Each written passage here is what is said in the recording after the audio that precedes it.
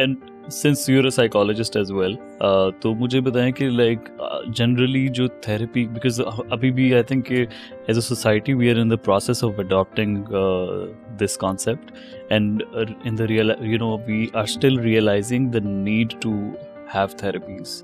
तो what do you think, what exactly कौन सी ऐसी सिचुएशंस होती हैं जिसमें therapy actually helps you out, and generally थोड़ा सा इसके बारे में एक्सप्लेन करें why therapies are important.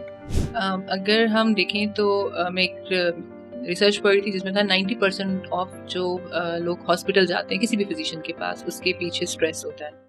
So stress is major contributing factor. अगर आप देखें स्ट्रेस आजकल की जो कंडीशन चल रही है उसमें कोई भी पर्सन ऐसे नहीं कह सकता, कोई भी इंसान ऐसा नहीं जो कहे कि मैं स्ट्रेस्ड फील नहीं करता.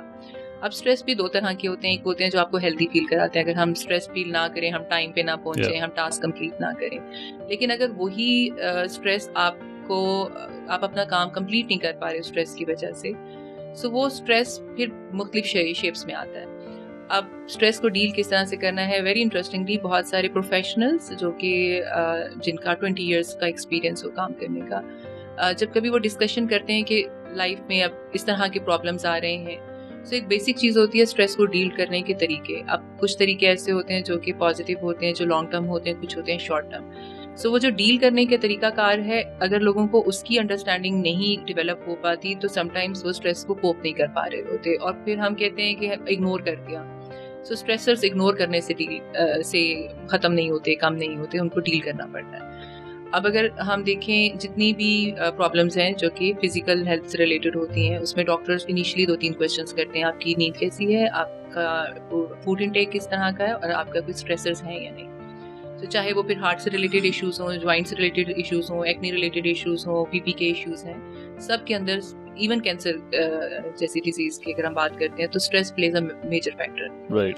अब हमारे यहाँ इशू ये है कि जब आप कहते हैं कि अच्छा हमने थेरेपी लेनी है, तो लोगों के माइंड में आता है वो लोग जो कि शदीद किसी साइकेट्रिक वार्ड के अंदर उन्होंने देखा है और दैट्स नॉट कि आपका रियलिटी के साथ बिल्कुल ही कांटेक्ट नहीं है, इसलिए फिर आप किसी काउंसलिंग या साइकोलॉजिकल सपोर्ट के लिए जा रहे हैं. समटाइम्स जिस तरह से आपको पता है हमारी हेल्पलाइन है और हम हेल्पलाइन को में लोग कॉल कर रहे होते हैं. So sometimes it's very minor issues.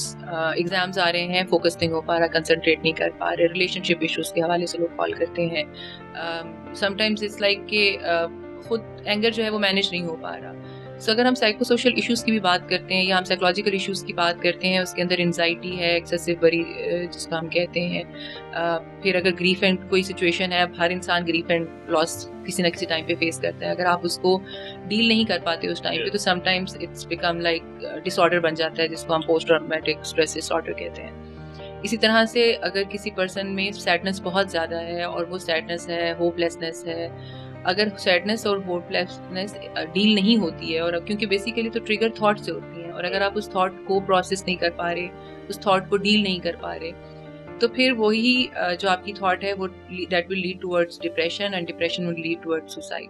So these are very like basic things. अगर आप इसमें सपोर्ट ले लेते हैं, अगर आपको लग रहा है कि आप सैड फील कर रहे हैं और थोड़ा लंबा टाइम हो गया है या आपको किसी भी चीज़ में इंटरेस्ट नहीं है, सो हाँ पर आपको काउंसलिंग हेल्प करती है.